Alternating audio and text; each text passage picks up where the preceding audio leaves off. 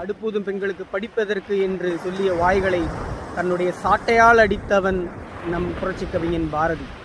அவன் பிறந்த இம்மண்ணில் இன்றளவும் அந்த கொடுமை அரங்கேறிக் கொண்டுதான் இருக்கிறது. பல குடும்பங்களில் இன்றும் ஆண் குழந்தைகளுக்கும் பெண் குழந்தைக்குமான வேறுபாடு மிக அதிக அளவில் காட்டப்படுகிறது. ஒரு பெண் குழந்தை கல்வி கற்று என்ன செய்ய போகிறாள், அவள் வேறு குடும்பத்திற்கு செல்ல வேண்டியவள் என்ற ஒரு மனப்பான்மை இன்றளவும் பல பெற்றோர்களிடையே இருந்து கொண்டுதான் இருக்கிறது. இதை அந்த பெண் குழந்தைகள் உணர்வதே இல்லை. பெண் குழந்தைகள் உணர வேண்டிய ஒரு காலகட்டாயம் இது. உங்களை விட்டு உங்கள் தந்தை பிரிந்து விடுவார், உங்கள் கணவர் பிரிந்து விடுவார், உங்கள் தாய் பிரிந்து விடுவார். நீங்கள் உங்களோடு பிறந்த சகோதர சகோதரிகள் கூட நீங்கள் விட்டு கொடுத்ததையோ உங்களுடைய கர்ணன் மனப்பான்மையோ யாரும் விருது கொடுக்க போவதும் இல்லை, உங்களை பாராட்ட போவதும் இல்லை. உங்களிடம் கடைசி வரை வர வேண்டியது அந்த கல்வி மட்டுமே.